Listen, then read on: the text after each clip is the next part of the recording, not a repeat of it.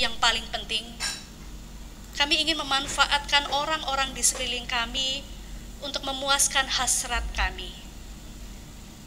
Di banyak kesempatan, kami sebagai pasangan suami istri tidak dapat mengasihi pasangan kami dengan ketulusan, bukan dengan cinta kasih yang mau saling menopang, cinta kasih yang saling memberi, tetapi kami menginginkan agar pasangan kami sebagai pelengkap, di mana ia mau mengerjakan segala hal sesuai dengan keinginan kami, hati kami semata.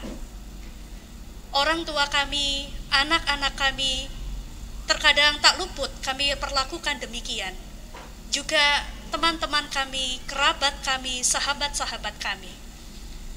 Dalam cinta kasih yang kami jalin, kami sesungguhnya hanya menjaga relasi kami agar mereka mau melakukan apa yang kami inginkan. Kami tidak tulus mengasihi. Kami kurang mau berkorban untuk orang-orang yang kami kasihi. Ampunilah jikalau cinta kami begitu mementingkan diri kami sendiri. Dan biarlah dengan melihat kepada kasih Tuhan, kami boleh bertumbuh dalam cinta kasih yang tulus, dan dalam cinta kasih yang tulus itu, maka kami bisa mencintai Tuhan dan mencintai sesama kami. Di dalam nama Tuhan kami Yesus Kristus, kami berdoa. Amin. Saya undang Bapak Ibu, saudara-saudari untuk bangkit berdiri. Kepada setiap orang yang telah menyesal dan mau bertobat dari segala dosanya, berita anugerah Tuhan berbunyi demikian dari Mazmur pasal 32 ayatnya yang kelima. Dosaku kuberitahukan kepadamu ya Tuhan, dan kesalahanku tidaklah kusembunyikan. Aku berkata, aku akan mengaku kepada Tuhan pelanggaran-pelanggaranku, dan Engkau mengampuni kesalahan karena dosaku. Demikianlah berita anugerah dari Tuhan. Syukur kepada Allah.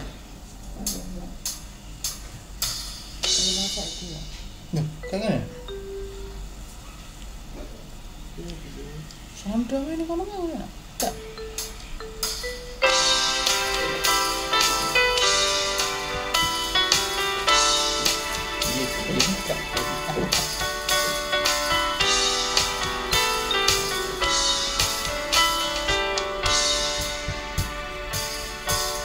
Apalah arti ibadahmu kepada Tuhan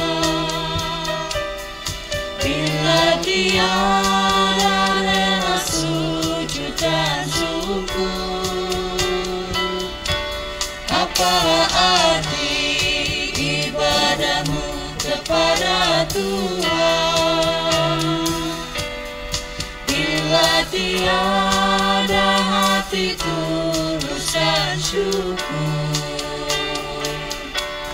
Ibadah sejati jadikanlah persembahan. Ibadah sejati kasihilah sesamamu.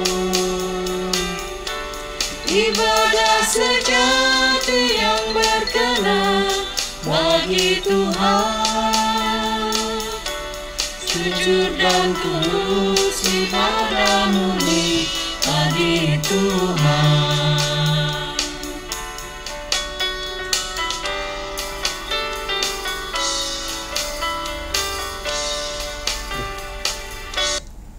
Gitu kan?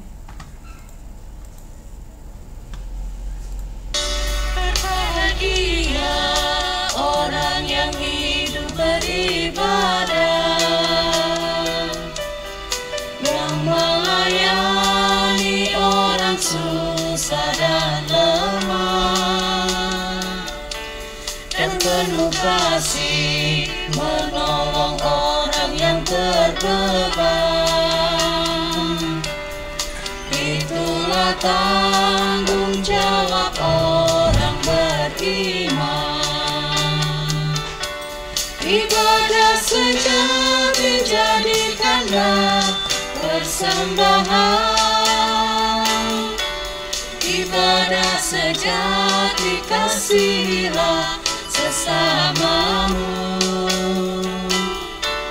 Ibadah sejati yang berkenan bagi Tuhan, jujur dan tulus ibadah murni bagi Tuhan.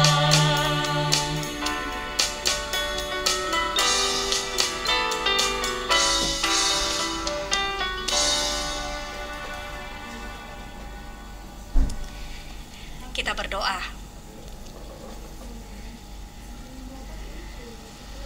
Ibadah kami yang sejati bukan karena kami lakukan di dalam gedung gereja saja.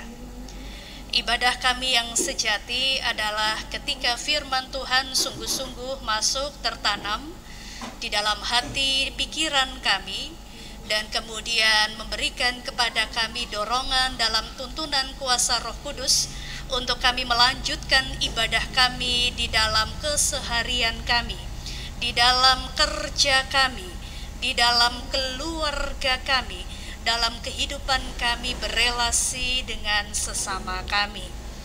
Oleh karena itu ya Tuhan, jikalau pada saat ini firman Tuhan akan kembali diperdengarkan, biarlah hati kami boleh dipersiapkan dalam tuntunan kuasa Roh Kudus.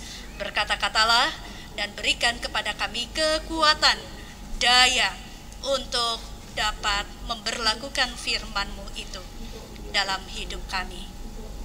Di dalam nama Tuhan kami Yesus Kristus kami berdoa. Amin.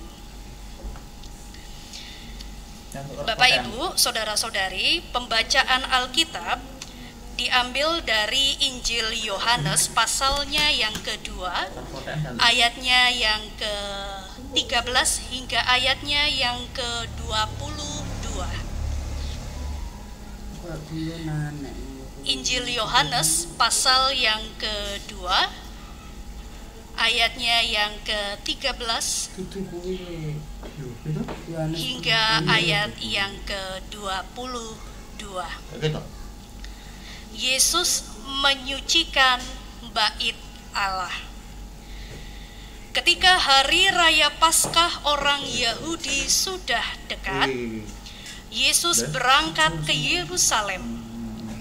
Dalam bait suci didapatinya pedagang-pedagang lembu, kambing domba, dan merpati, dan penukar-penukar uang duduk di situ.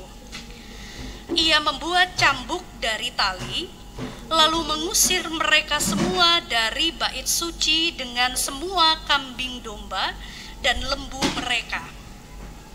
Uang penukar-penukar dihamburkannya ke tanah, dan meja-meja mereka dibalikannya. Kepada pedagang-pedagang merpati ia berkata, "Ambil semuanya ini dari sini. Jangan kamu membuat rumah Bapakku menjadi tempat berjualan." Maka teringatlah murid-muridnya bahwa ada tertulis, "Cinta untuk rumahmu menghanguskan aku." Orang-orang Yahudi menantang Yesus, katanya, "Tanda apakah dapat engkau tunjukkan kepada kami bahwa engkau berhak bertindak demikian?" Jawab Yesus kepada mereka, "Rombak bait Allah ini, dan dalam 3 hari aku akan mendirikannya kembali." Lalu kata orang Yahudi kepadanya, 46 tahun orang mendirikan bait Allah ini, dan engkau dapat membangunnya dalam 3 hari? Tetapi yang dimaksudkannya dengan bait Allah ialah tubuhnya sendiri. Kemudian sesudah ia bangkit dari antara orang mati, barulah teringat oleh murid-muridnya bahwa hal itu telah dikatakannya, dan mereka pun percayalah akan kitab suci dan akan perkataan yang telah diucapkan Yesus. Demikianlah pembacaan firman Tuhan. Bapak Ibu, saudara-saudari, tema khotbah hari ini, cintaku pada rumahmu, diambil dari perkataan di ayat 17 bacaan kita tadi. Maka teringatlah murid-murid Yesus bahwa ada tertulis, cinta untuk rumahmu menghanguskan aku. Dan perkataan ini muncul di tengah peristiwa Yesus menyucikan bait Allah. Bapak Ibu, saudara-saudari, apakah kemudian perbuatan Yesus yang seperti itu bisa kita sebut perbuatan cinta? Kalau betul perbuatan Yesus itu adalah perbuatan cinta, jadi kita boleh dong marah-marah seperti itu, yang pakai balik-balikin meja dan ngusir-ngusir orang. Apa yang sesungguhnya terjadi? Pada hari raya Paskah, orang-orang Yahudi dari berbagai tempat berkumpul di bait Allah di Yerusalem. Mereka datang dengan membawa persembahan kurban bakaran sebagai kurban penghapus dosa. Nah, pemberian persembahan kurban bakaran itu ya bentuknya adalah berupa hewan. Jenis hewan kurbannya disesuaikan dengan keadaan ekonomi sosial seseorang. Jadi bagi mereka yang kaya raya atau mampu, mereka bisa memberikan persembahan berupa lembu atau kambing atau domba.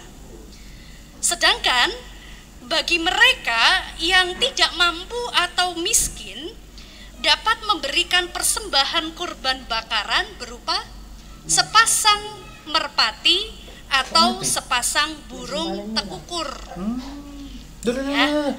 Jadi yang tidak mampu pun bisa datang kepada Tuhan dengan tidak tangan kosong, tetapi dengan sepasang burung.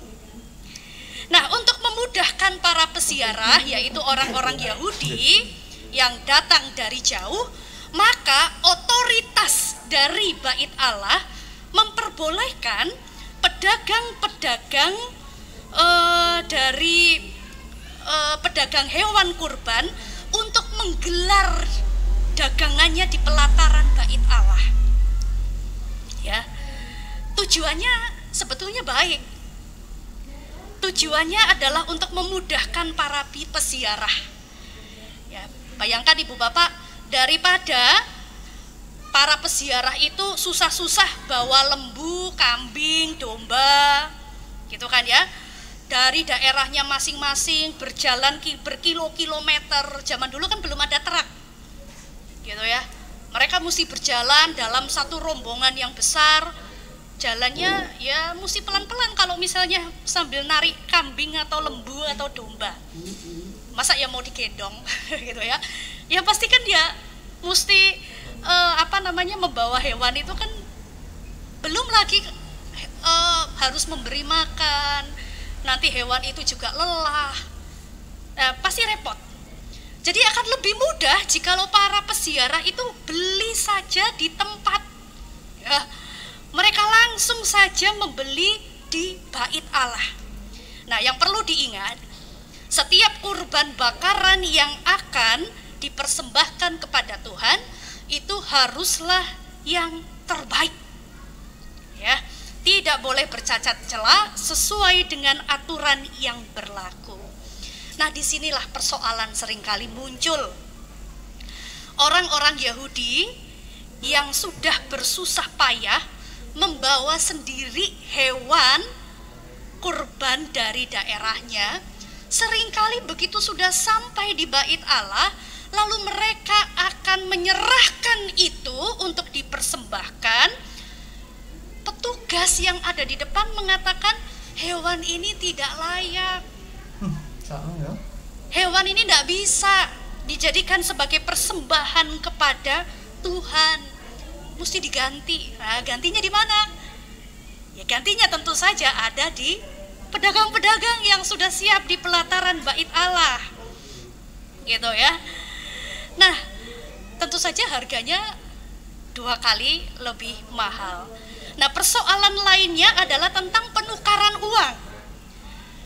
Para peziarah begitu sampai sebelum bertransaksi membeli hewan kurban di bait Allah, mereka harus menukar uang mereka dengan uang yang berlaku di bait Allah. Kenapa?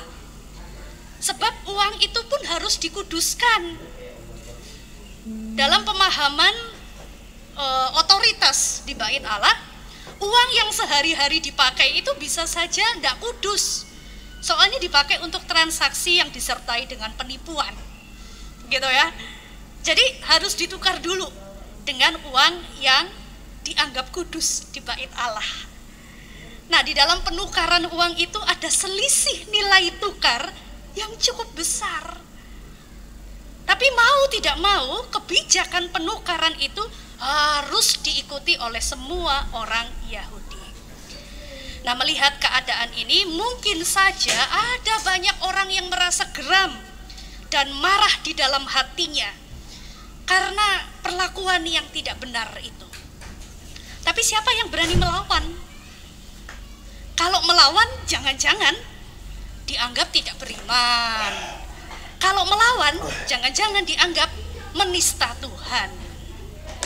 Namun Yesus bersuara. Yesus tidak tinggal diam, Yesus bertindak. Yesus membuat cambuk dari tali, lalu mengusir semua pedagang, penukar uang dari bait Allah. Perhatikan ayat yang ke-16. Kepada pedagang-pedagang merpati Yesus berkata, ambil semuanya ini dari sini. Jangan kamu membuat rumah Bapakku menjadi tempat berjualan. Bapak, Ibu, saudara-saudari, Tuhan Yesus itu bukannya tidak suka ya dengan para pedagang. Ya, bukannya Tuhan Yesus itu tidak suka dengan para penjual. Tapi dari ayat 16 ini kita melihat bagaimana Yesus berbicara dengan para pedagang merpati. Seperti yang sudah saya katakan tadi, merpati itu adalah persembahan yang bisa diberikan oleh orang-orang miskin. Bapak Ibu lihat, bahkan orang-orang miskin diperdaya, dipaksa membeli dengan harga yang lebih tinggi. Sampai di sini kita mengerti kemarahan Yesus yang terjadi karena motif mengelola ibadah dengan memperdaya umat, mengatasnamakan agama, mengatasnamakan Tuhan demi kepentingan diri sendiri atau kelompoknya. Bapak, Ibu, saudara-saudari, jika kita perhatikan di dalam pandemi COVID-19 yang terjadi saat ini, sesungguhnya memunculkan peluang untuk menyampaikan firman Tuhan atau pengajaran-pengajaran itu dengan lebih mudah. Firman Tuhan, penjelasan, tulisan-tulisan tentang penjelasan firman Tuhan, video-video khotbah, seminar-seminar Alkitab, itu begitu berlimpah di media sosial. Sebelum pandemi, banyak gereja tidak menyediakan pelayanan melalui media sosial. Namun saat ini banyak gereja mempunyai pelayanan di media sosial yang bisa diakses oleh banyak orang. Hal ini adalah satu kejadian yang luar biasa. Kita lalu mempunyai peluang untuk belajar sebanyak-banyaknya. Kalau dulu kita mau belajar harus datang ke gereja, PA, gitu ya. Sekarang Bapak Ibu bisa dari rumah. Begitu slow waktunya, malam, lalu Bapak Ibu pengen belajar, tinggal buka. Gitu kan. Nah, tetapi Bapak Ibu, kita juga perlu untuk bersikap kritis. Mengapa? Sebab di antara begitu banyaknya firman Tuhan yang disampaikan, khotbah-khotbah penafsiran seminar, itu juga ada yang dipakai ternyata untuk memperdaya umat. Alkitab menyebut mereka yang menggunakan kekuatan agama untuk memperdaya umat dengan pengajaran yang keliru itu sebagai antikristus. Atau kita seringkali dengar antikris. Di satu pihak kita melihat khotbah-khotbah atau seminar semacam itu sangat religius. Tapi jika kita perhatikan lebih lanjut, apakah benar Tuhan itu menjadi pusat di dalam kepercayaannya? Jangan-jangan tidak.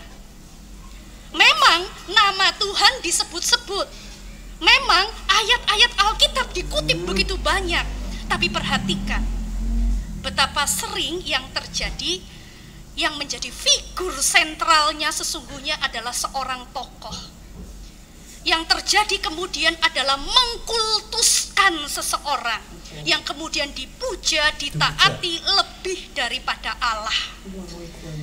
Saya merasa perlu mengatakan hal ini agar kita tidak terjatuh pada ajaran-ajaran yang tidak sehat, yang sesungguhnya memperdaya kita. Bapak Ibu, saudara-saudari, kita perlu mengingat ya, pengajaran memberikan kepada kita pemahaman. Pemahaman membuat kita memiliki motivasi. Motivasi akan menimbulkan aksi atau perbuatan yang berulang-ulang yang kemudian akan menjadi cara hidup kita. Oleh karena itu kita perlu menguji setiap pengajaran. Caranya bagaimana? Apakah setelah saya mendengar pengajaran itu, saya itu diajak semakin mengasihi Tuhan dan sesama saya?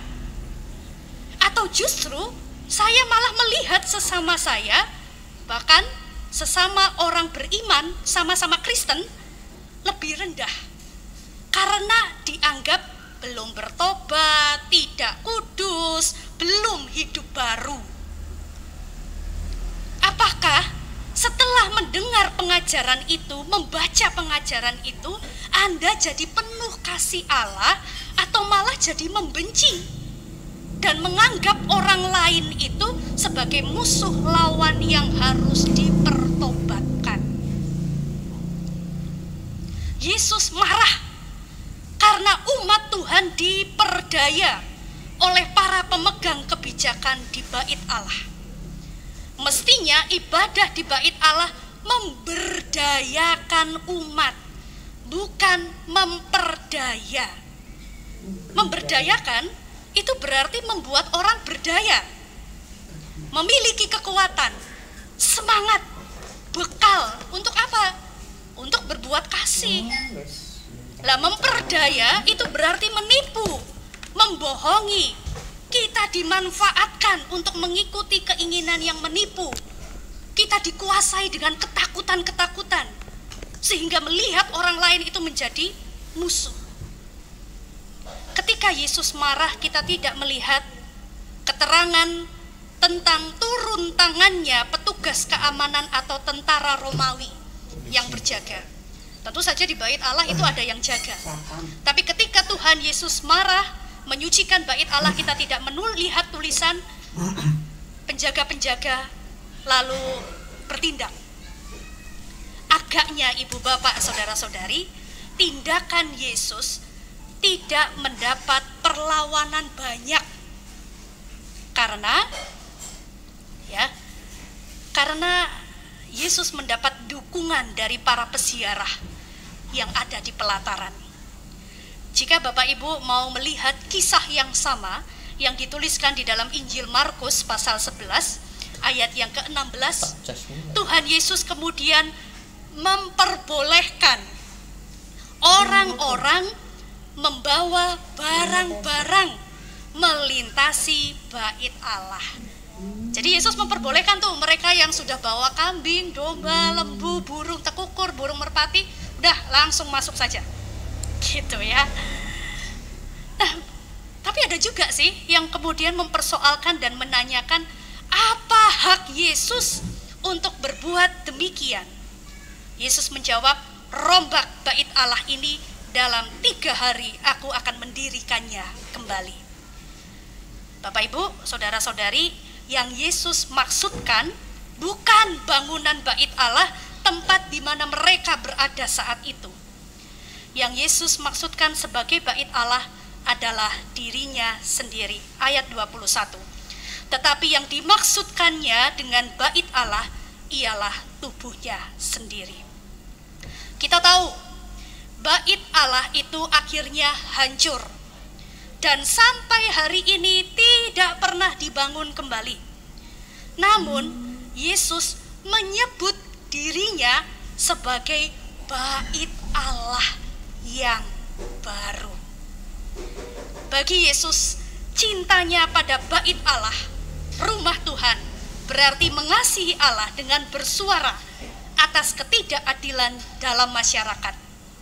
Bagi kita, pembaca saat ini, cinta pada rumahmu itu berarti mengasihi Yesus dengan menyuarakan kasih dan keadilan, tidak memperdaya sesama kita.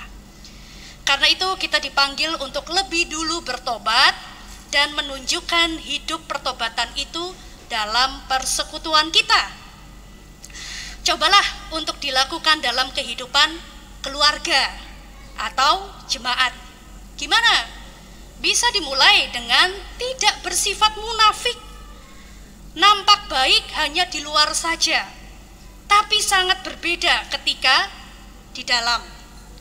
Misalnya, kalau di kalangan teman-teman, dalam kalangan pergaulan, wah, dipuji-puji sikapnya gitu ya, solider sama teman. Kalau ada teman yang kesusahan, ditolongin, dibantu, sampai kasih bantuan materi berupa uang. Wah, entengan banget, baik. Saleh kehidupan agamanya, setiap bicara selalu kutip ayat Alkitab.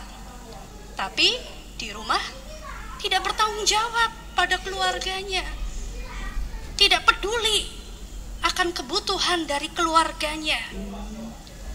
Cobalah untuk bersikap konsisten. Firman Tuhan yang baik jika sudah tertanam di dalam hati kita, tentu akan mengingatkan dan menegur kita. Nah, persoalannya apakah kita mampu untuk mengalahkan ego, keakuan diri sendiri. Jangan sombong rohani dan menindas orang lain. Merasa paling benar, tidak mau mendengar atau mencoba memahami pandangan orang lain dan merendahkan orang lain lewat perkataan. Cobalah untuk menunjukkan pertobatan kita dalam hidup keluarga kita. Jadi, menjawab pertanyaan di awal, apakah cinta pada Tuhan lalu membolehkan kita marah-marah sesuka kita, balik-balik meja, ngusir-ngusir orang? Saya yakin Anda dapat menjawabnya bersama dengan saya. Tidak. Mencintai Yesus itu berarti membiarkan kasih dan keadilan Tuhan bersuara lewat hidup kita sesehari. Dan kita diajak untuk melakukannya lewat keluarga kita. Lingkup terkecil, dan setelah itu dapat keluar. Karena itu sudah menjadi cara hidup kita memperlakukan orang-orang terdekat, dan kita akan memakai perlakuan sikap itu juga kepada orang-orang di luar rumah kita. Amin. Saat teduh bagi kita.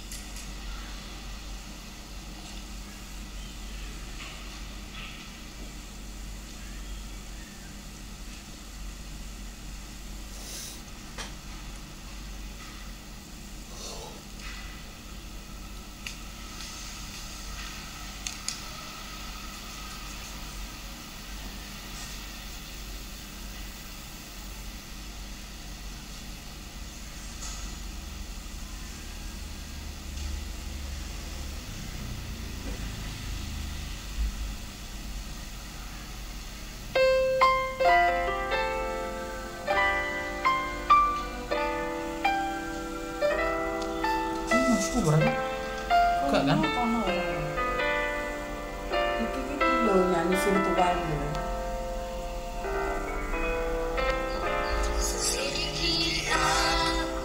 Terus tapi ngorong batang. Itu karo Surabaya ya. Surabaya. Yesus, Kau yang Maha Tahu dan menilai hidup, tak ada yang tersembunyi bagimu. Aku lihat kebaikanmu, biar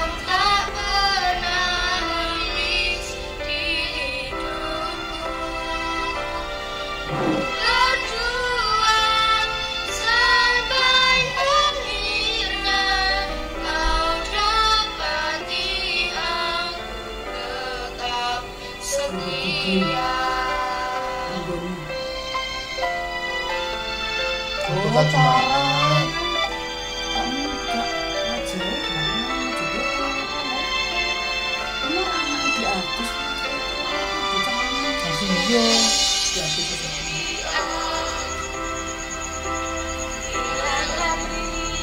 Mbak Vivi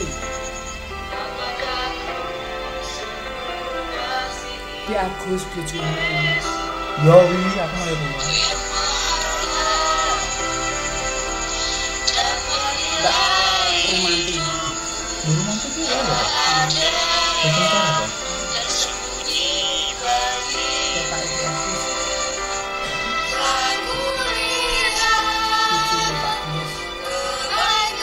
Ini Pak Des baju enggak? Yang naik di Agus.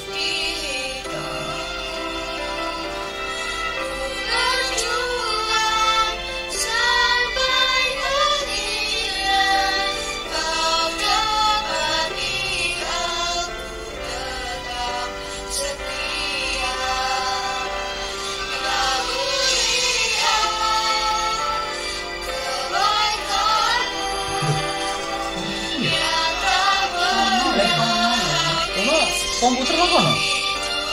Aku kaget.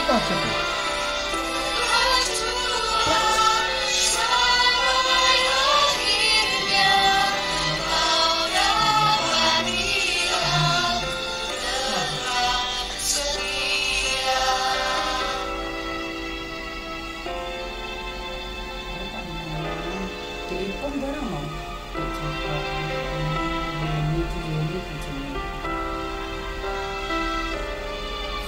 Tante Romanti Joshua hadir pas spesialis Stefania di Fanta. Nah, itu kok apa ya? Ini sih buat mana? Kami undang jemaat untuk bangkit berdiri.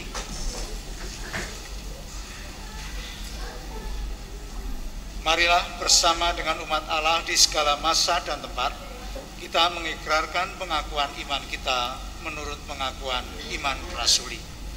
Aku percaya kepada Allah, Bapa yang Maha Kuasa, Khalik langit dan bumi, dan kepada Yesus Kristus, Anaknya yang tunggal Tuhan kita, yang dikandung dari Roh Kudus, lahir dari anak darah Maria, yang menderita sengsara di bawah pemerintahan Pontius Pilatus, disalibkan, mati dan dikuburkan, turun ke dalam kerajaan maut. Pada hari yang ketiga, bangkit pula dari antara orang mati, naik ke surga, duduk di sebelah kanan Allah Bapa yang Maha Kuasa, dan dari sana Ia akan datang untuk menghakimi orang yang hidup dan yang mati. Aku percaya kepada Roh Kudus, gereja yang kudus dan am, persekutuan orang kudus, pengampunan dosa, kebangkitan orang mati, dan hidup yang kekal. Amin. Dipersilakan duduk kembali.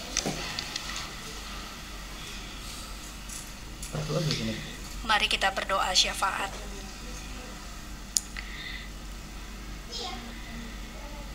Kehidupan kami bersama dikelola dalam bingkai kebangsaan dan kenegaraan kami Indonesia. Dalam kehidupan kami bersama, kiranya Engkau memberikan hikmat-Mu ya Tuhan kepada para pemimpin untuk dapat mengelola hidup rakyat Indonesia, untuk dapat sejahtera dan terwujud di dalam damai keadilan.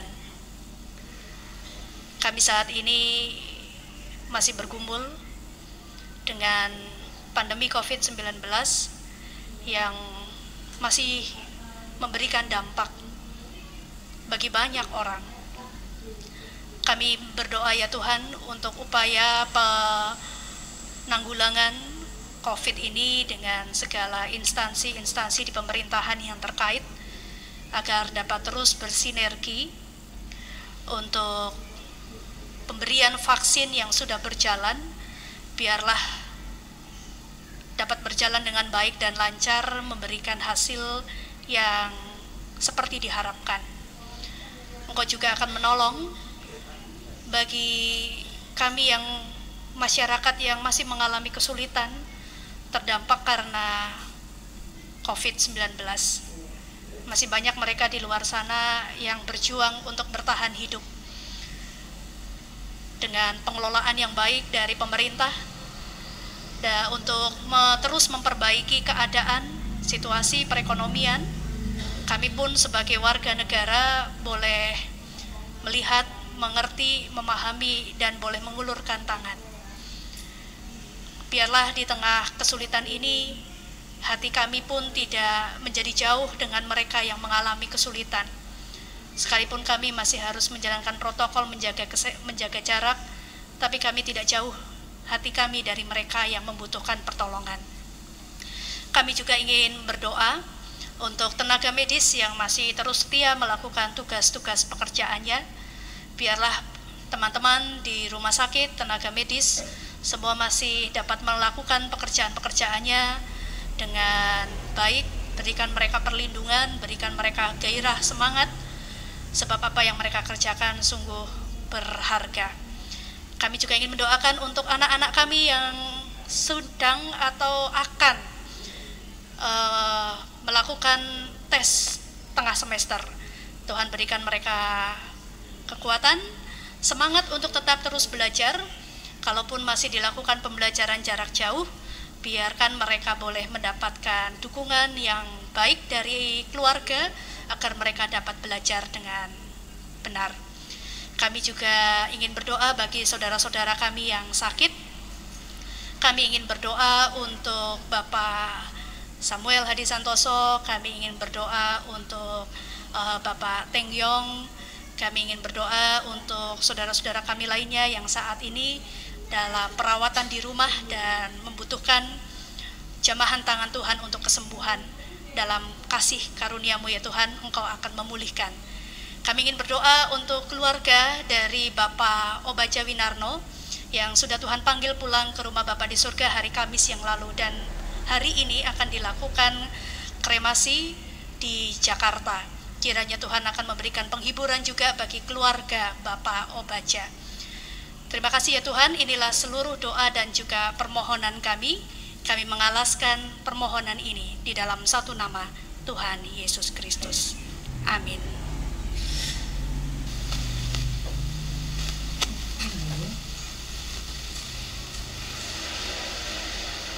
Marilah kita mengingat kasih-Nya melalui persembahan yang kita aturkan padanya.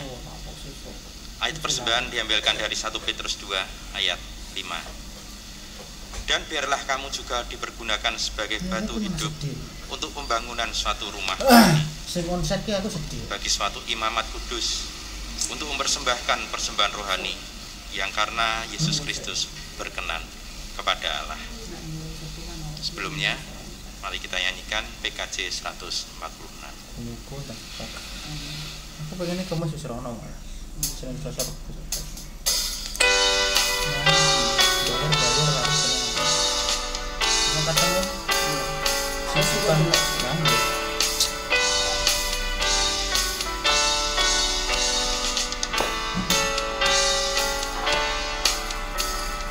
Bawa persembahanmu dalam rumah Tuhan, dengan rela hatimu, janganlah jemu.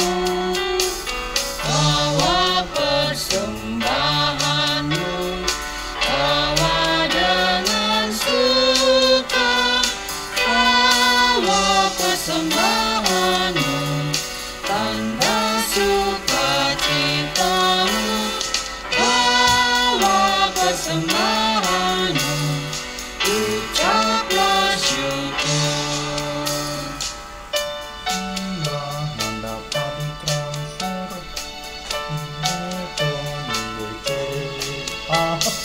transfer.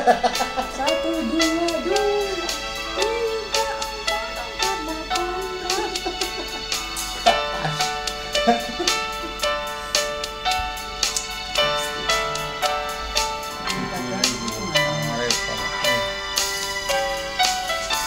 6, 7, 8. sudah sekarang. ditutup. Cuma ini cuma golong loro iki. Walaupun sudah sekarang. Persembahkan dirimu untuk Tuhan pakai, agar kerajaannya makin nyatalah. Damai dan sejahtera diberikan Tuhan, bawa persembahanmu, tanda sukacitamu, bawa persembahanmu, ucaplah syukur.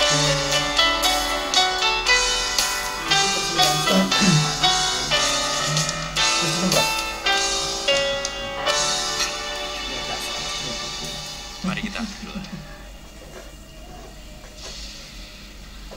Ya Tuhan Allah Bapa, Allah yang maha agung, Allah yang maha mulia. Pada pagi hari ini ya Tuhan, kami bersyukur atas segala berkat-berkat-Mu yang telah Kau berikan pada kami ketika kami bekerja. Engkau selalu senantiasa menyertai, Engkau selalu senantiasa mencukupkan untuk keperluan-keperluan kami. Pada pagi hari ini ya Tuhan, kami memberikan persembahan untuk-Mu. Kiranya Engkau yang menyucikan, Engkau yang menguduskan, dan Engkau yang melayakkannya. Kami juga berdoa untuk rekan-rekan kami, saudara-saudara kami, teman-teman kami yang pada masa pandemi ini begitu banyak mengalami kesulitan. Kami tetap yakin dan percaya bahwa tangan-Mu selalu senantiasa ada bersama dengan mereka, pertolongan-Mu selalu ada. Bapa dalam surga, tuntun dan sertailah kami dalam setiap pekerjaan-pekerjaan kami berikutnya. Kami tetap yakin dan kami percaya Engkau selalu senantiasa menyertai kami. Di dalam nama Tuhan Yesus Kristus kami telah berdoa. Amin. Kita warung ngatek kurang.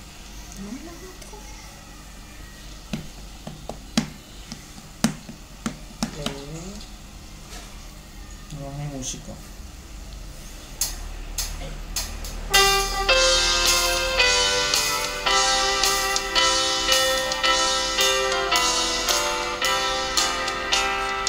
Ikuti Kau saja Tuhan, jalan damai bagiku.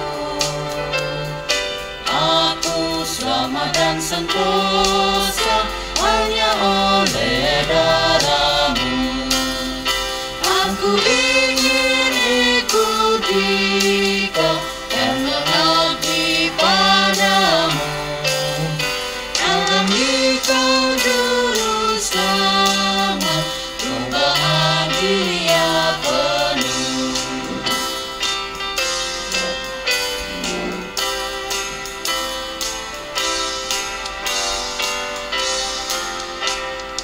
Ikut dalam kesucian, lahir batin yang bersih. Aku rindu mengikuti suri yang Engkau beri. Aku ingin ikuti Kau dan mengabdi padamu. Dalam Kau juru selamat, ku bahagia penuh.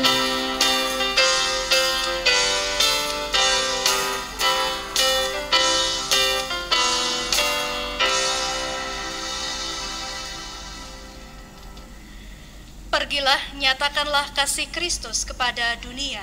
Kami menyatakan kasih Kristus pada dunia.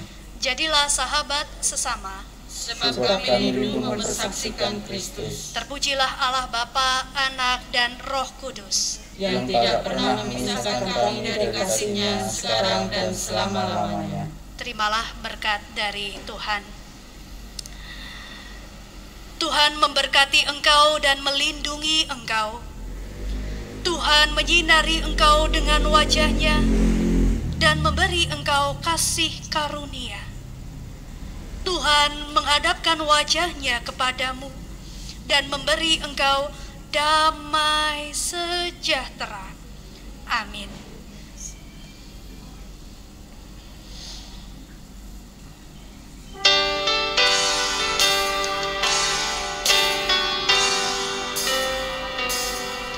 Hosiana, Hosiana, Hosiana, amin.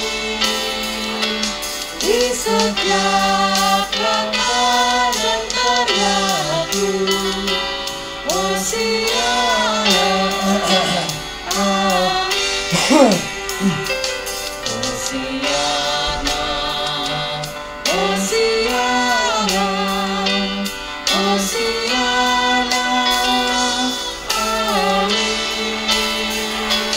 Di setiap kata dan karyaku, Hosiana, amin.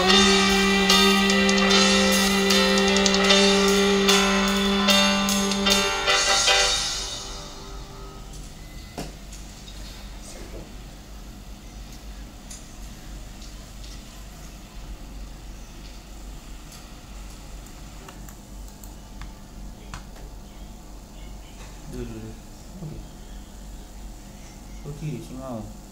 Oh, terus di nganu jadi Oh, gitu.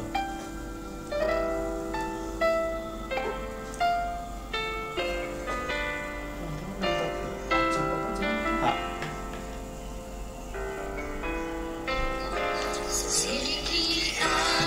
Oke, dia itu.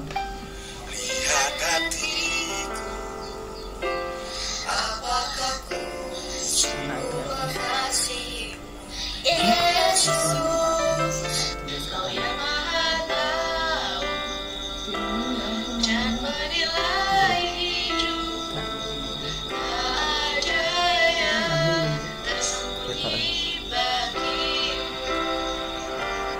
Lagu bilang Ceritanya Mas Yogo iki. Lho sing meninggal kae? yang tak Dari Mas Yogo. Iki ada nomor misalnya. berjuang sampai akhirnya Kau dapati aku tetap setia. Ini kan bakal Jumat terus.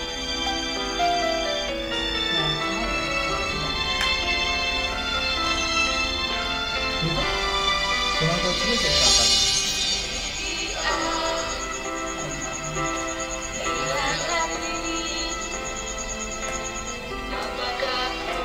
Yesus yang boleh kasih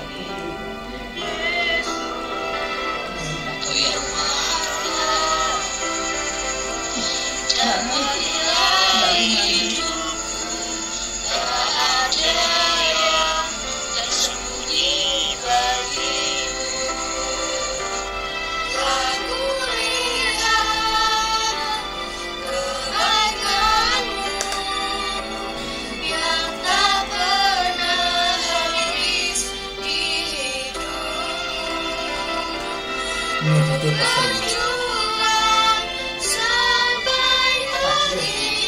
pasal.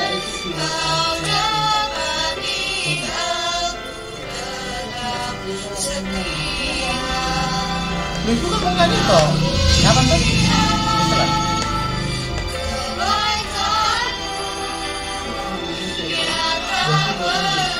Dihitung lagi itu. Jenenge sapa? Muhammad Saiful. Kristen. Kau coba. Tak kenal ya, tak ini jenenge Muhammad Saiful. Orang disingkat Anton Aiful. Oh, rahasia Mbak. Itu Mbak Putri adminnya nanti. Om Joko. Dia Saudara Agatha rasanya cepat-cepat juga. Yes. Let's sing for our God. Artinya apa? Let's sing for our God. Allah ramudi, bahasa Inggris ramudi. Giselle Tilise.